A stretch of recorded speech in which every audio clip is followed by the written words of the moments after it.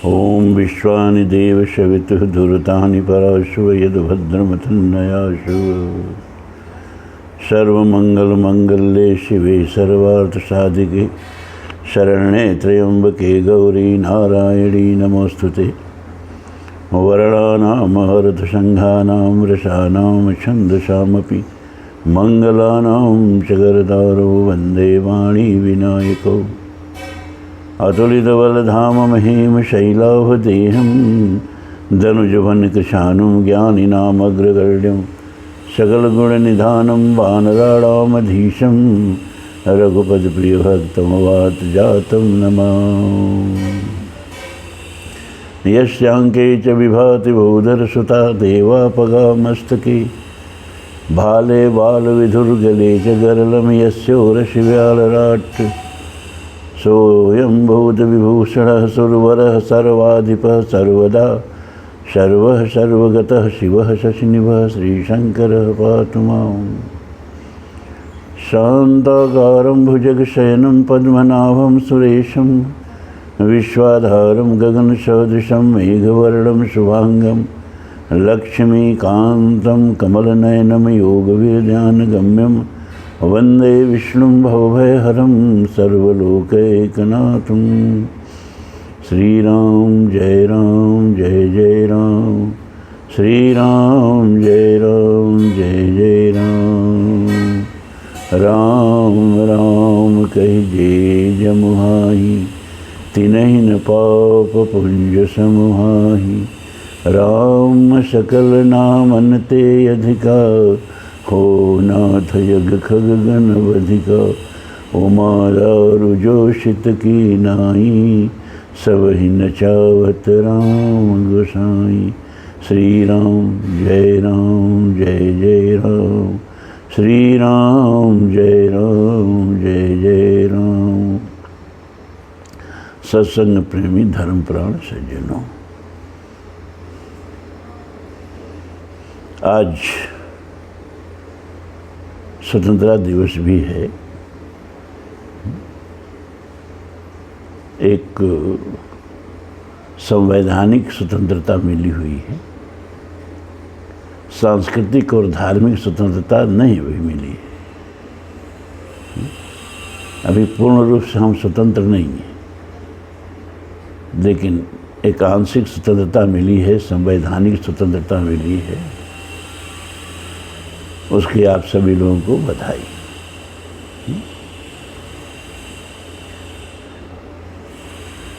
और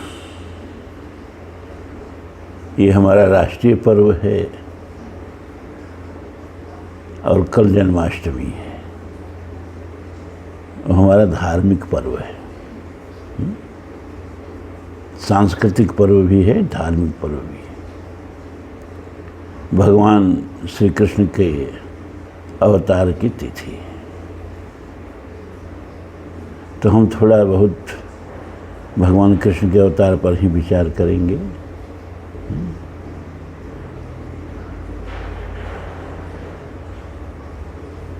माथुर मंडल और भोज मंडल दोनों के राजा थे शूरसेन।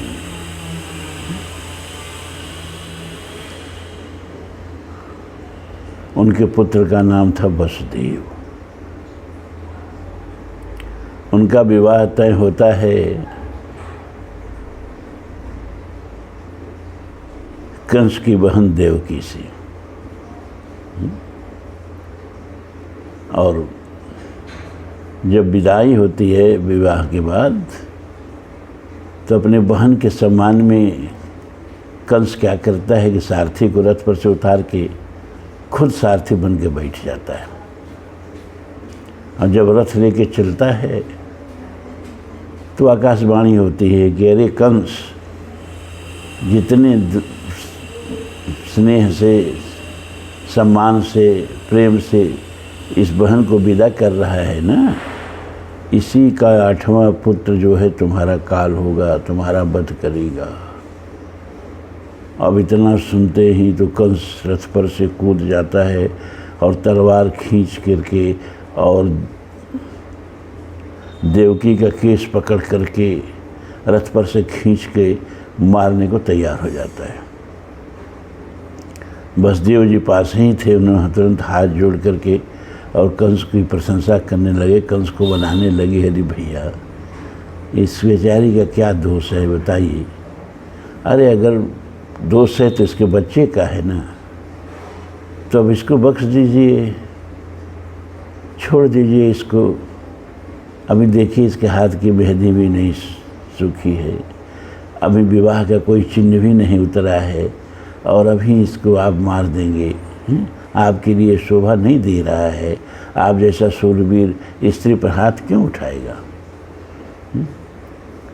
रही बात बच्चे की, तो बच्चे से न आपको मतलब दुश्मनी है, बच्चा जिसका मारेगा आपको, तब सब बच्चे आपको दे दिया करेंगे, आप उनके साथ जो चाहिए सो व्यवहार कीजिएगा। वसुदेव ने सोचा कि इस समय कम से कम आए हुए संकट को टालो, कौन जाने कि इसके बच्चा होने से पहले ही कंस मर जाए, कौन जाने क्या हो जाए। कभी कभी आती हुई मौत भी चली जाती है, कभी कभी जाती हुई मौत भी आ जाती है। फिलहाल जो सामान्य संकट सामने आ गया, इसको तो टाल दिया जाए। तो वसुदेव जी ने कह दिया कि हम इस सारे पुत्र आपको दे देंगे। और वहाँ बड़ी एक दार्शनिक बात भी वसुदेव जी कहते हैं, उसको बता देना हम जरूरी समझ रहे हैं, है ना। कहानी के भीतर तत्वबोध क्या है, वहाँ एक बड़ी तत्व की बात कहते हैं। वो कहते हैं देखो, जो जन्मा है वो तो मरेगा, हैं, मौत सबको आएगी, उससे बचने का कोई उपाय नहीं है। अब जिस बहाने से आए ये बात अलग की है। और मौत आती कैसे है, हैं? कि जैसे आदमी चलता है एक पैर उठा के, जब रख लेता है तो दूसरा पैर उठाता है। हम चलेंगे तो एक पैर उठा के जब रख लेंगे तो दूसरा उठाएंगे। उसी तरह से जैसे जोक है, एक सिरा पकड़ लेती है तब दूसरा सिरा छोड़ती है। पानी में जोक जब चलेगी तो आप देखिएगा, एक सिरा जब पकड़ लेगी ना तो दूसरा सिरा जोक छोड़ती है। इसी तरह से ये जीवात्मा जब एक शरीर पकड़ लेता है तो दूसरा शरीर छोड़ता है। मृत्यु से पहले पुनर्जन्म हो जाता है, ये भागवत कहते हैं। मरते समय जन्म भर के संस्कार प्रबल हो जाते हैं। जन्म में जो संस्कार, जो रुचि, जो अभिरुचि, जो वासना, जो पिपासा, जो तृष्णा सबसे बलवती होती है, वो मृत्यु के समय चित्त पर आच्छादित हो जाती है। और व्यक्ति उसी वासना में, उसी तृष्णा में, उसी पिपासा में डूब के वैसे ही शरीर की कल्पना करने लगता है, वैसे ही शरीर की चाहना करने लगता है, और फिर उसको उसी तरह का शरीर मिल जाता है और इस शरीर का, इस जीवन का विस्मरण हो जाता है। इस तरह मरने की चिंता छोड़ो। क्यों? क्योंकि जन्म पहले होता है, मृत्यु बाद में होती है। जीव जब एक शरीर के लिए चुनाव कर लेता है तो दूसरा शरीर प्रकृति से छुड़ाती है। ये भागवत का अपना दर्शन है, ठीक है। तो कंस को वसुदेव जी पर इतना विश्वास था कि वसुदेव जी झूठ नहीं बोलेंगे। जब इन्होंने कह दिया कि हर पुत्र हमको दे दिया करेंगे, तो दे दिया करेंगे। हमको पुत्र से इसके खतरा है, इस देवकी से कोई खतरा नहीं है, कोई संकट नहीं है, तो उस देवकी को छोड़ देता है। और जब पहला पुत्र होता है, उसी देवकी के जो 6 पुत्र मारे जाते हैं, उसमें जो पहला पुत्र होता है उसी का नामकरण हो पाता है, और किसी का नामकरण भी नहीं हो पाता है। पहला पुत्र जो होता है उसका नाम कीर्तिमान रखा गया। क्यों? नाम रखने पर फुर्सत जो मिल गई। बच्चा पैदा होते ही वसुदेव जी उसको उठाए और ले जाके कंस के यहाँ दे दिए। लो भैया, कंस की गोदी में डाल दिए।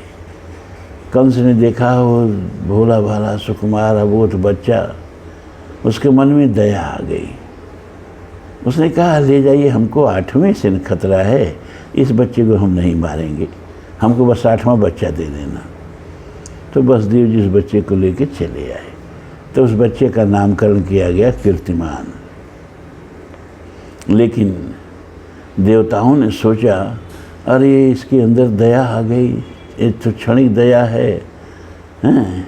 स्मशान घाट के बैराग की तरह ये क्षणिक दया आई है इसके अंदर, फिर यह क्रूरता करेगा, निशंसता करेगा, हम लोगों को सताएगा, और ऐसे ही दया करेगा तो भगवान इसको मारेंगे नहीं। तो देवताओं ने नारद को कंस के पास भेजा। तो नारद आकर के और कंस का कान भर दिए, अरे तुम जानते हो ये जो ब्रज में हैं सब रह रहे हैं ना गोप, ये सब देवता हैं, ये सब छुप छुप के तुम्हारे से परिशोध लेने के लिए ग्वाल बाल बन करके और गोप बन करके रह रहे हैं, और उन्हीं में कहीं छुप करके विष्णु उसकी माया में पहला, दूसरा, तीसरा, चौथा, पाँचवां, छठवां नहीं होता है, पहला ही 8वां हो सकता है। तुमने बालक को छोड़ दिया, हो सकता है यही विष्णु हो, वही उसकी माया हो। कंस ने कहा सही कह रहे हो ऋषिवर। बस वो जाता है और देव की गोद से बच्चा, बेचारे कीर्तिमान को छोटा सा बच्चा छीन करके उठा करके पत्थर पर पटक देता है। बच्चा बेचारा तुरंत मर जाता है। अब इसके बाद उन दोनों को जेल में डाल दिया, बसदेव को और देवकी, और कहा इसका जो भी बच्चा हो तुरंत हमको सूचना मिलनी चाहिए द्वारपालों से, पहरेदारों से। तो एक एक करके बच्चा पैदा होता गया और कंस सबको मारता गया, उसका पाप का घड़ा भरता गया।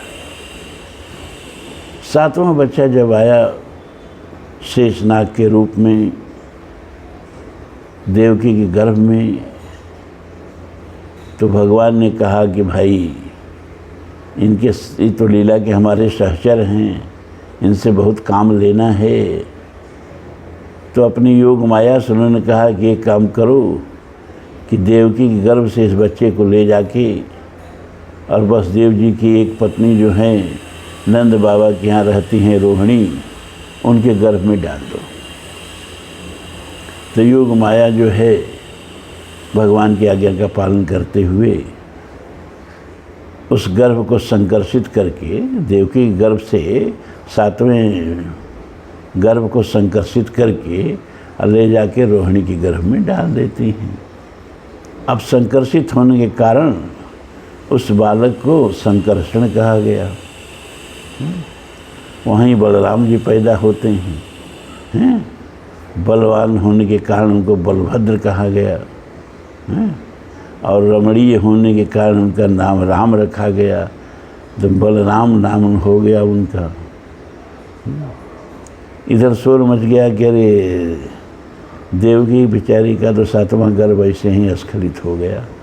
कंस ने कहा चलो बिना मारे मर गया दुश्मन तो अच्छा ही है। फिर भगवान ने योग माया से कहा कि तुम नंद की पत्नी यशोदा के गर्भ से अवतार लो, जा करके पैदा हो,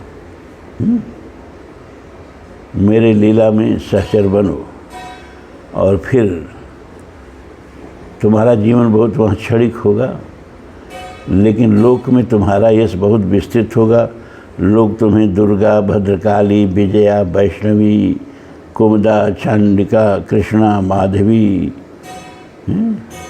माया, नारायणी, शारदा, अंबिका आदि नामों से पूजेंगे, तुम्हारी महिमा का गान करेंगे। भारत के चप्पे चप्पे पर तुम्हारा मंदिर होगा। तो योग माया आकर के यशोदा जी के गर्भ से कन्या के रूप में पैदा होती हैं। और अब इधर भगवान के भी जन्म का समय, अवतार लेने का समय आ गया।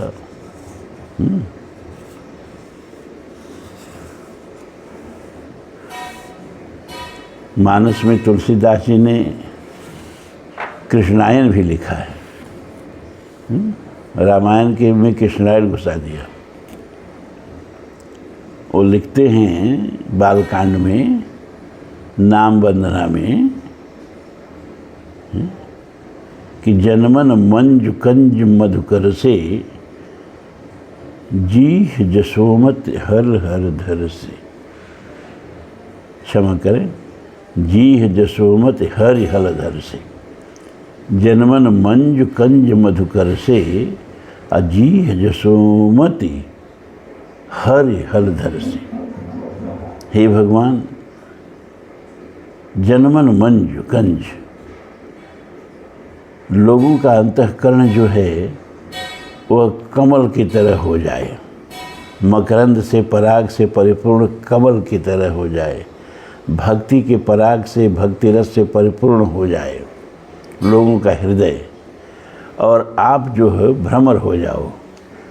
और भ्रमर हो के कमल जो है भ्रमर को निमंत्रण नहीं देता है, भ्रमर खुद आकर्षित होकर कमल पर जाकर के मंडराता है, कमल के कोष में बंद हो जाता है। तो जैसे बिना आमंत्रण के ही स्वाभाविक रूप से भ्रमर जो है वो कमल कोष में जाकर के कैद हो जाता है मकरंद के लोभ में, लालच में, उसी तरह से आप अपने भक्तों के हृदय में जाकर के भक्ति रस का पान करने के लिए कैद हो जाइए। तिनके हृदय सदन रघुराया। वाल्मीकि जी 14 भवन बताते हैं ना, 14 भवन है, हृदय में ही बता देते हैं। जिनके श्रवण समुद्र समाना, कथा तुम्हारी सुभग सर नाना, भरहि निरंतर हो ही न पूरे, तिनको ही तुम कहोगे हरूरे। शंकराचार्य ने भी लिखा कि मोक्ष सामग्र्याम भक्ति रेव गरीयसी। मोक्ष ज्ञान मार्गी हैं शंकराचार्य जी। ज्ञानेर मुक्ति, ज्ञान से ही मुक्ति मानते हैं। रीते ज्ञानान मुक्ति, रीते ज्ञानान, ज्ञान के बिना मुक्ति नहीं, एकदम चुनौती है उनकी। लेकिन वो भी लिखते हैं कि भक्ति रेव गरीयसी, भगवान को पाने का भक्ति से बढ़िया कोई साधन नहीं है।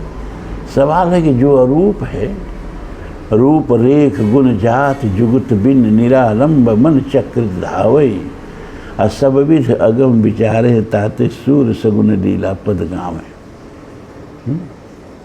उसके प्राप्त करने के जितने साधन हैं सबको वेद नकार देता है। नायम आत्मा प्रवचनीय न लभ्यो। अब आप लोग सुबह आके प्रवचन ही सुनते हैं ना, वेद कह दिया प्रवचन से मिलता ही नहीं, अब क्या होगा भैया।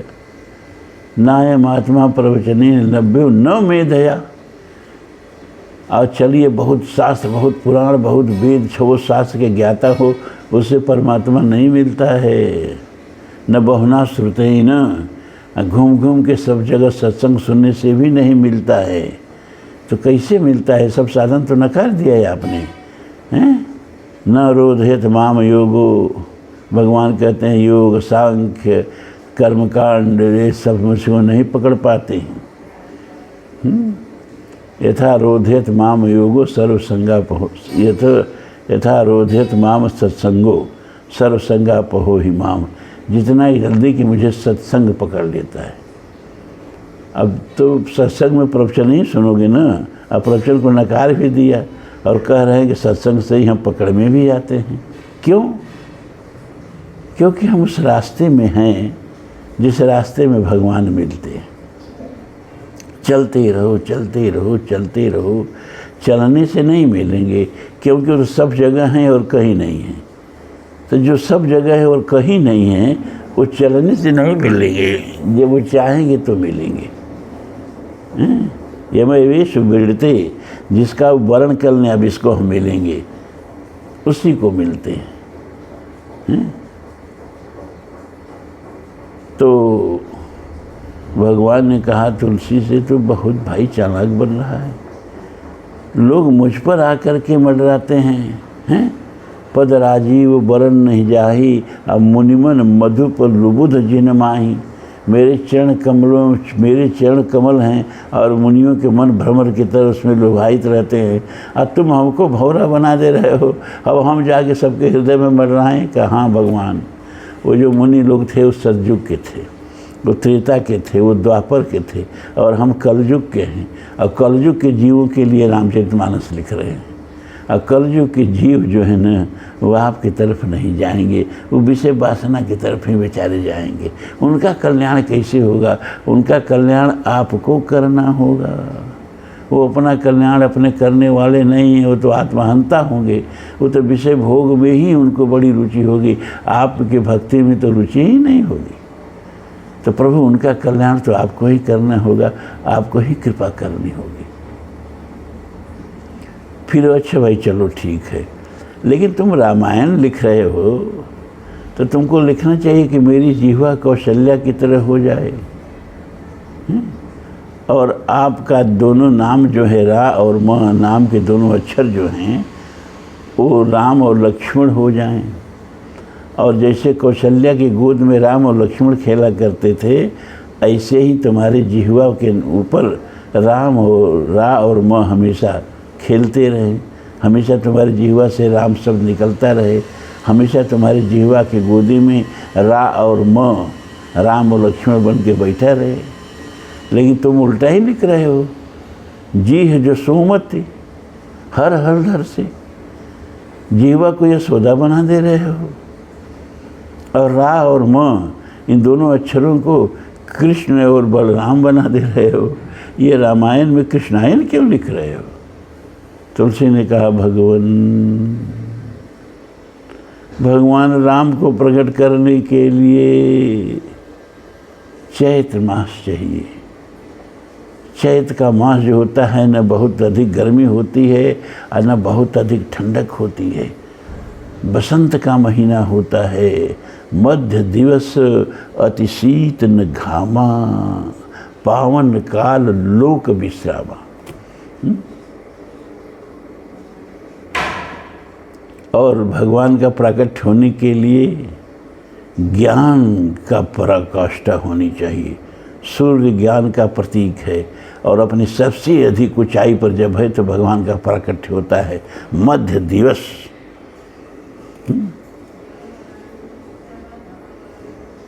और हृदय में, अयोध्या रूपी हृदय में वेद रूपी दशरथ का शासन हो।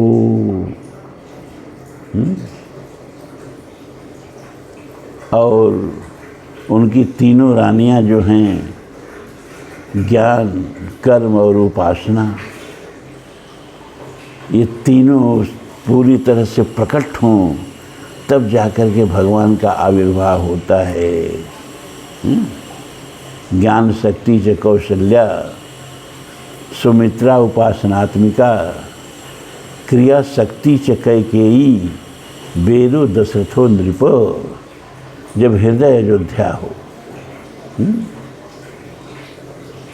जिसमें किसी के प्रति दोष न हो, द्वेष न हो, किसी के प्रति वैर भाव न हो,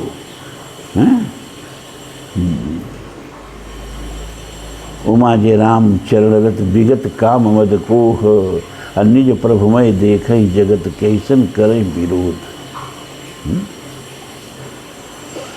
तो जब हृदय अयोध्या हो, वेद रूपी दशरथ का शासन हो, और ज्ञान शक्ति, क्रिया शक्ति और उपासना शक्ति तीनों मूर्तमंत होकर के हृदय में विराजमान हों, तो भगवान का प्राकट्य होता है।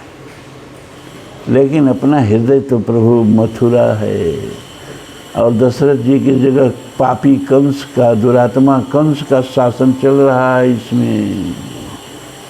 और ज्ञान की पराकाष्ठा तो नहीं, ज्ञान का उदय भी नहीं हुआ है।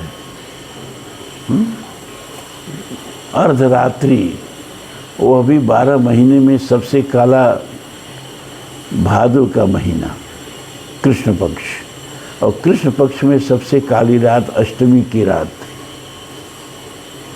अष्टमी रात्रि में भी सबसे अंधकार का गहन क्षण मध्य रात्रि, मध्य दिवस। मध्य रात्रि यहाँ मध्य दिवस नहीं है, मतलब ज्ञान एकदम रसातल में है।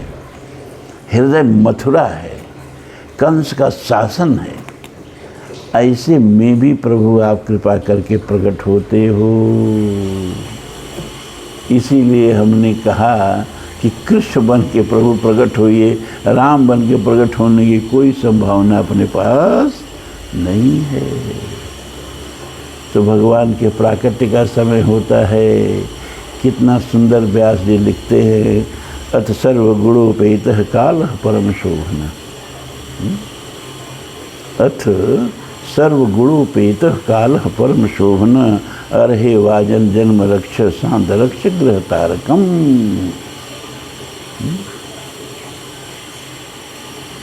सब गुणों से उपेत, सब गुणों से परिपूर्ण, अपने सभी मांगलिक लक्षणों से परिपूर्ण काल जो है परम शोभायमान हो गया। काल प्राय शोभायमान नहीं होता है, काल में किसी को शोभा नहीं दिखाई देती है, काल में तो लोगों को करालता दिखाई देती है, लेकिन वो कराल काल भी परम शोभायमान हो गया। क्या कि आज भगवान मेरे भीतर जो कालातीत है, जो काल से ऊपर हैं, आज वो मेरे भीतर प्रकट होंगे। एक तिथि का चयन करके और वो तिथि काल में होगी, मतलब मेरे भगवान आज मेरे हृदय में आएंगे, इसलिए काल बहुत शोभायमान हो गया। और सभी ग्रह नक्षत्र तारक सब शांत हो गए, सब मंगलमय हो गए। दिशा प्रसिद्ध गगन निर्मलोद गणोदयम मही मंगल भूयिष्ठ ग्राम पूर्वजकरा। सारी दिशाएं प्रसन्न हो गई, दिशा प्रसन्न। दिशा क्यों प्रसन्न हो गई भाई? अरे दिशा माने भगवान का श्रवण दिशा दश वेद बखानी, मारुद श्वास निगम निज बानी। श्रवण दिशा दश वेद बखानी, दसों दिशाएं ही प्रभु की कान है।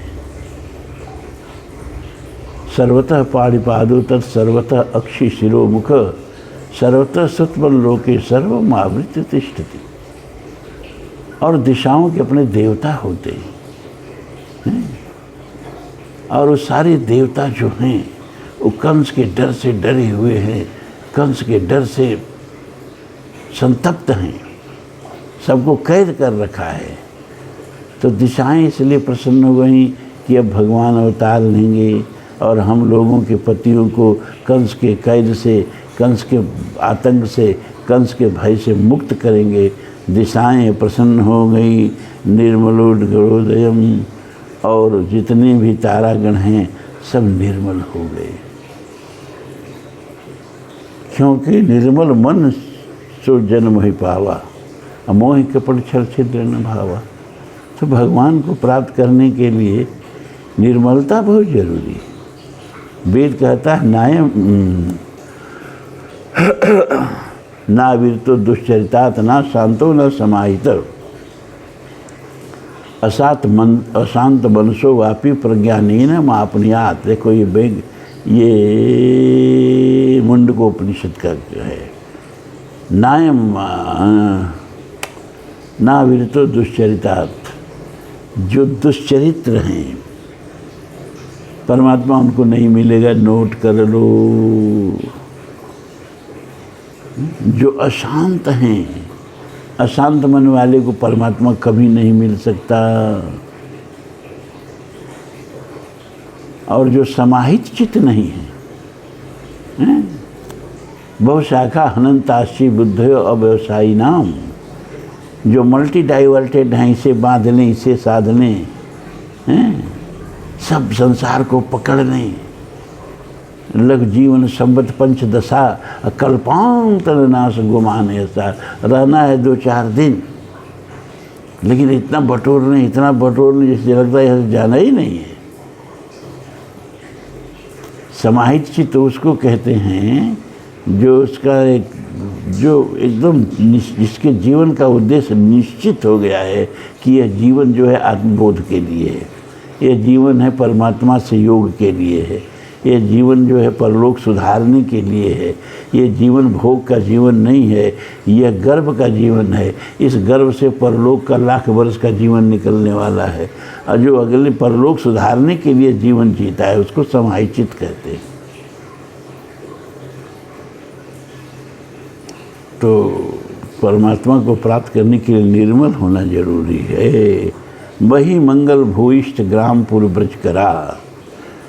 और पृथ्वी जो है जब आह्लादित हो गई, गदगद हो गई। क्यों भैया पृथ्वी क्यों गदगद हो गई हैं? क्योंकि कहा जाता है कि भगवान की दो पत्नियां हैं, चला और अचला। चला माने लक्ष्मी, चंचला जिनको कहते हैं, और अचला माने पृथ्वी। ये दोनों भगवान की पत्नियां हैं। अब तो लोग लखपति कहते हैं ना, कि अरे फलाना तो लखपति हैं। लख जो है लक्ष्मी का अपभ्रंश हो गया है, लखपति का तत्सम हो जाएगा लक्ष्मीपति हैं। तो भगवान कहते हैं कि हमारे यहाँ आके हमारी पत्नी को अपना पत्नी बनाते हैं सब हैं, और हमारे ही पत्नी को हमको अर्पित करके कहते हैं कि प्रभु ये आपको अर्पित कर रहे हैं, आप हमारे पर कृपा कर दीजिए। अब बताओ कोई आपकी पत्नी को अपनी पत्नी बनाए तो आप उसके साथ क्या व्यवहार करेंगे हैं? लखपति लक्ष्मीपति तो एक ही है भगवान विष्णु। तन मन धन सब है तेरा, स्वामी सब कुछ है तेरा। लिखा तो ठीक ही गया है, लेकिन हम मुँह में से कहते हैं, असलियत में नहीं है। तो मही मंगल भूइष्ठ, मंगल कहते हैं धरती का पुत्र है मंगल। मंगल को अपने गोद में लेकर के पृथ्वी जो है वो भगवान के स्वागत के लिए चल पड़ी। क्योंकि रामावतार में मेरी बेटी से विवाह कर लिया प्रभु ने, मुझको सास बना दिया पत्नी से। लेकिन यहाँ ऐसा नहीं करेंगे प्रभु हैं। इसलिए धरती बहुत प्रसन्न होकर के कि आज मेरे प्रभु मेरे जैसे पति बहुत दिन के बाद, परदेश के बाद पत्नी के यहाँ आए, ऐसे ही प्रभु आज मेरे ऊपर आएंगे हैं? पाटी पकड़ के चलने लगे जब मदन गोपाल, एक आन में ही सारी धरा हो गई निहाल।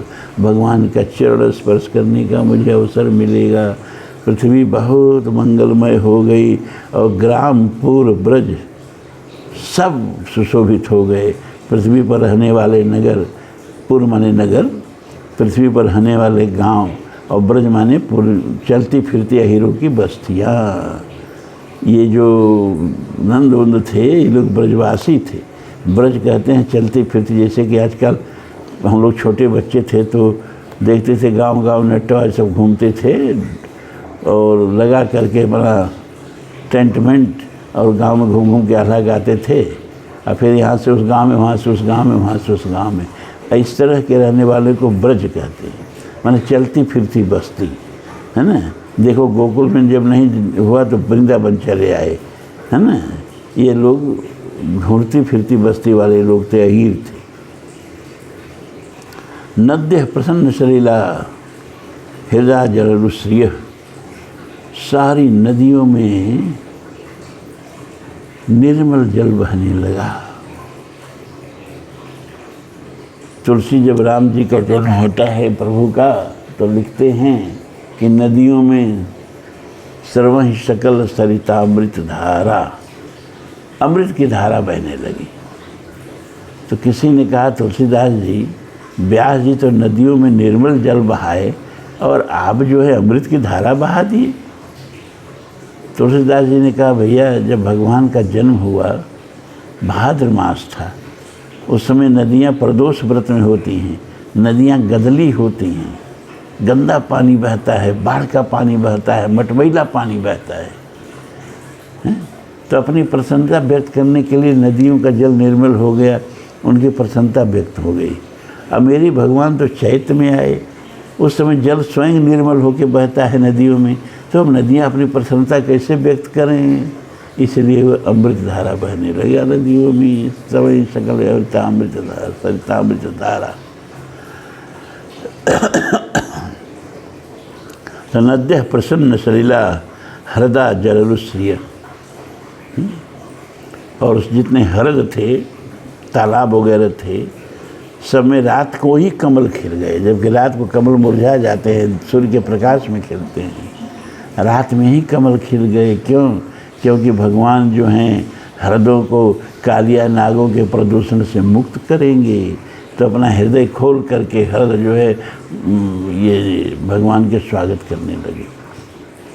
द्विजाल कुल सन्नाद स्तब का बनराजय, और रात को ही पक्षी गीत गाने लगे, चहचहाने लगे, खुशी सुनाने लगे। और अस्तब का बनराजय, अस्तबक कहते हैं फूलों के गुच्छों को, बनराजय, वन जो हैं वो अपने हृदय को प्रफुल्लित करके रात में ही अपने फूलों को विकसित कर दिए, कुसुमित कर दिए। ऐसे वातावरण में योग कैसे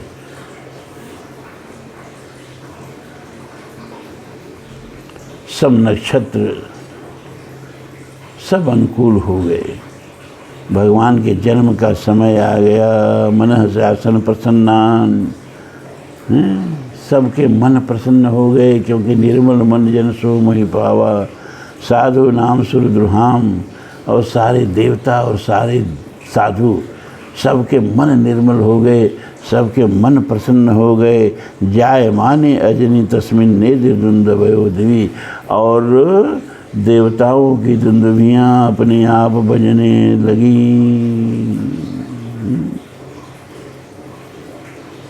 बादल जो हैं समुद्र मंद मंद जलधारा, जगर जल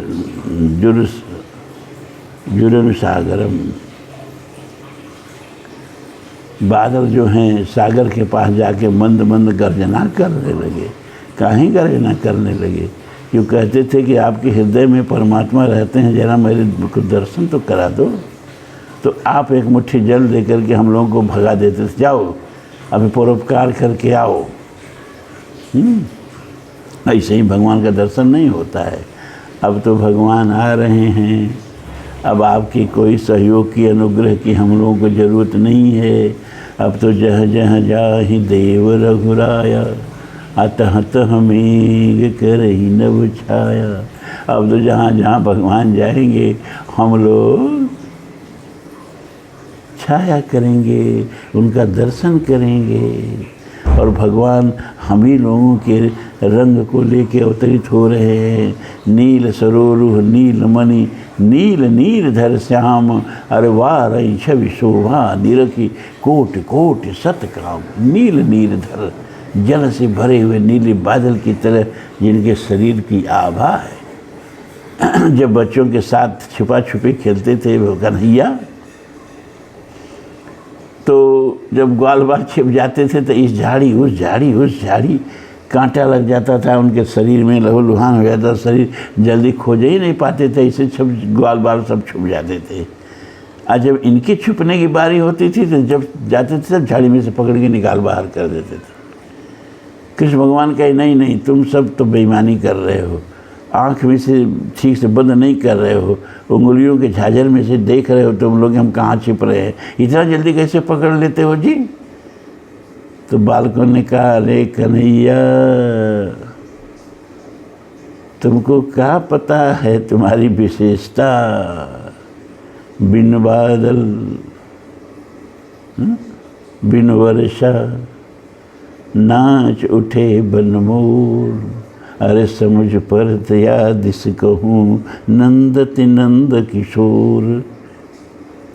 बिना बादल, बिना रिमझिम बरसात के मोर जहाँ नाचने लगते हैं झाड़ी को ना घेर के, सब लोग जान जाते हैं यहाँ कन्हैया छिपा है। मोर समझते हैं अरे बादल तो धरती पर उतर आया, अब नाचो। अब मोर नृत्य करने लगते हैं तो हम लोग जान जाते हैं कि तुम कहाँ छिपे हो।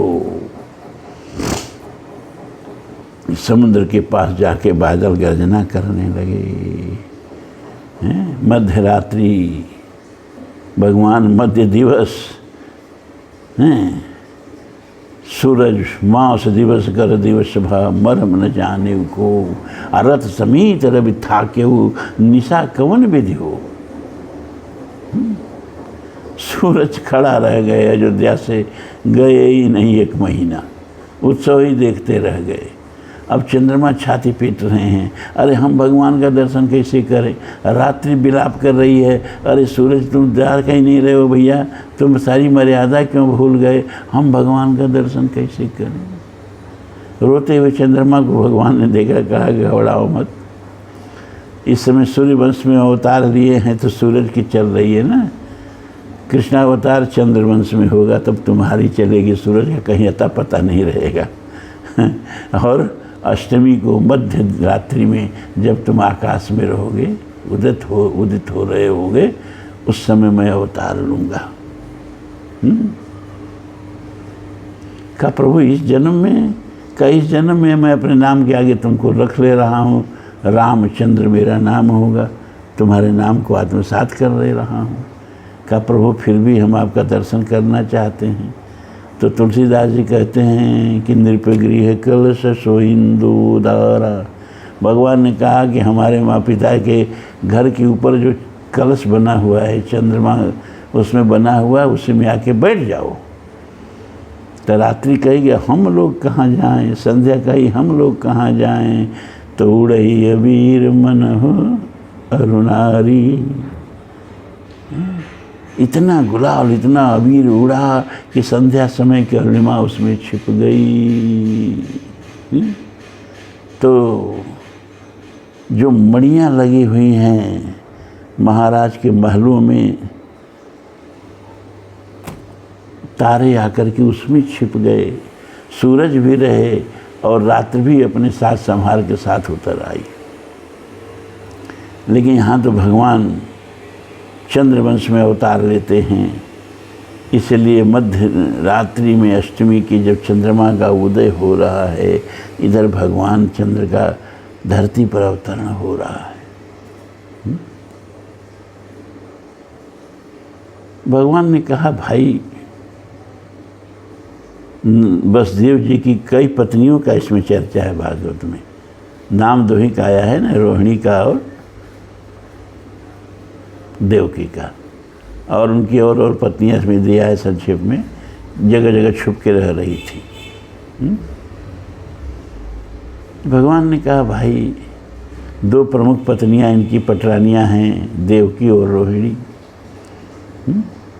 तो देवकी के गर्भ में अवतार ले रहा हूँ, तो रोहिणी नक्षत्र में अवतार ले रहा हूँ। तो रोहिणी को प्रसन्न करने के लिए रोहिणी नक्षत्र में अवतार लिए, और चंद्रमा की पत्नी का भी नाम रोहिणी है, तो चंद्रमा को प्रसन्न करने के लिए चंद्रमा के पत्नी के नक्षत्र में भगवान का अवतार होता है। और चतुर्भुज रूप में भगवान जो हैं वसुदेव के और देवकी के सामने, तदद्भुतम बालक अम्बुवेक्षणम चतुर्भुजम शंख गदायुधायुधम श्रीवत्सलक्षम गलशोभिकौस्तुभम पीताम्बर सांद्र पयोर सौभगम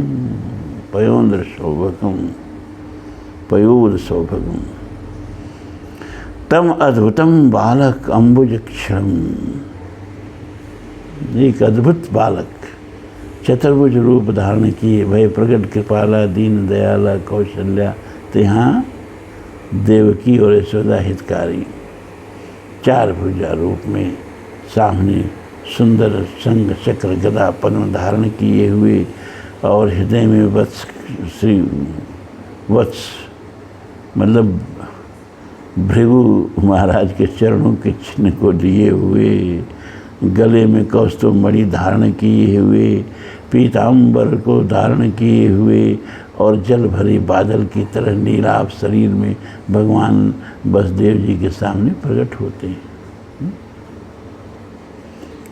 और इसके बाद तो पूरी भागवत आज हो नहीं पाएगी, समय आप लोग का हो गया, कुछ ज़्यादा ही हो गया है। तो कल जन्माष्टमी, ये कल ही एपिसोड आप लोगों को मिलेगा भी।